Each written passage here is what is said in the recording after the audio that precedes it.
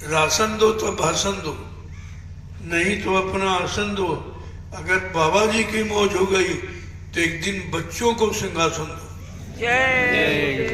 आज बच्चे मैदान में उतर गए, कोई नहीं रोक सकता, किसी की ताकत नहीं है। संत वचन है, अमिट है,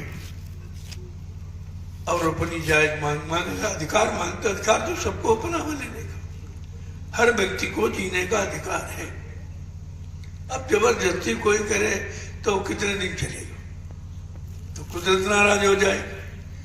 जब कुदरत नाराज हो गई, ऐसा कोई माहौल वातावरण बना देगी कि सब मिट जाओगे, क्योंकि कुदरत की नाराजगी कोई अच्छी नहीं है, वो तो विनाशलीला होती।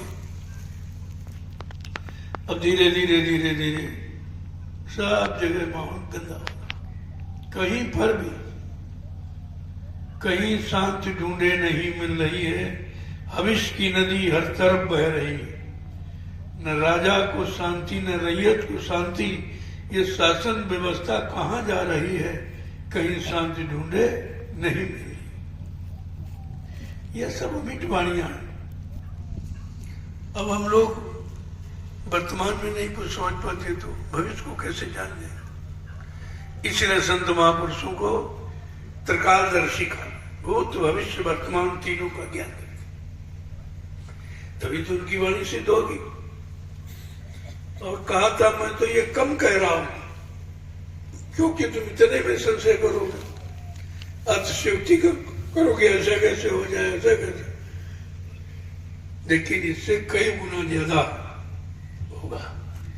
भाई तुम मान लेना, लेकिन उस समय मानकर तुम कर क्या पाओगे? बुद्धिमान वही है जो समय से जाग जाता। कहते भीगेंगे तब छावेंगे, ये कौन सी बुद्धिमानी?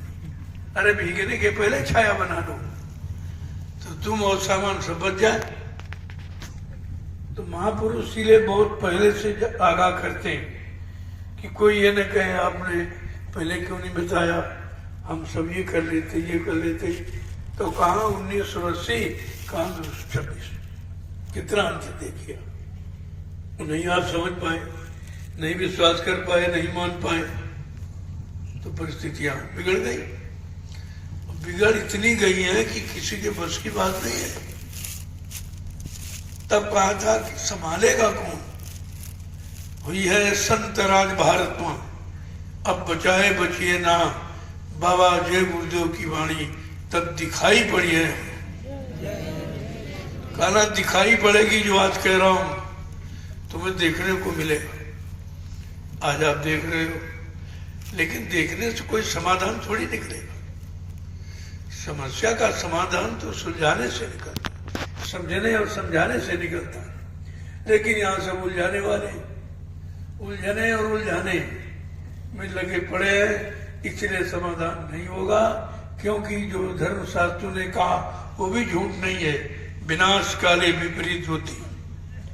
जब जिनका विनाश होने को होता, चाहे कोई समाज हो, चाहे कोई परिवार हो, चाहे देश राष्ट्र मुल्क हो, तो अगर यानी विपरीत बुद्धि हो गई तो निश्चित विनाश है। आज विनाश ऐन कगार पर खड़ा है, कोई नहीं रोक सकता।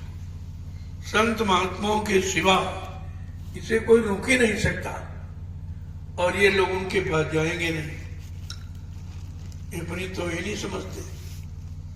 अरे जनता मारी जा रही है, ये दुखों से पीड़ित है, तरह तरह के कष्टों से, भुखमरी से, बेरोजगारी से, महंगाई से, टैक्सों से, तो क्या ये बदनामी नहीं राजा की? क्यों? रामचरित मानस तो कहती है, जा सुराज प्री प्रजा दुखारी, सो नृपवश नरक अधिकारी। जिसके राज में अगर प्रजा दुखी है वो राजा नरक में जाता। क्या ये राम को मानने वाले श्री रामचरित मानस को नहीं मानते? उनकी पंक्तियों पर नहीं ध्यान देते? क्या लिखा? और आज के 500 वर्ष पहले लिखा है संत गोस्वामी जी महाराज। कोई ये न कहे कि पहले क्यों नहीं बताया। ये पहले की जानकारी है। और ये भी कहा, जो धार्मिक धरा भारत जैसे देश पर राज करेगा वो राजा कैसा होगा? कैसा राजा?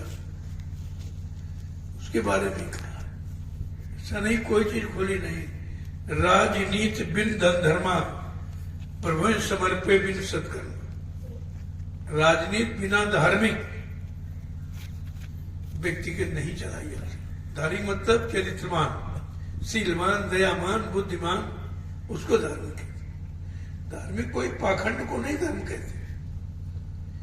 ये पाखंड धर्म नहीं, ये धर्म धारित। धर्म तो धारण किया जाए। तो उनकी भी वाणी आपके सामने आ गई।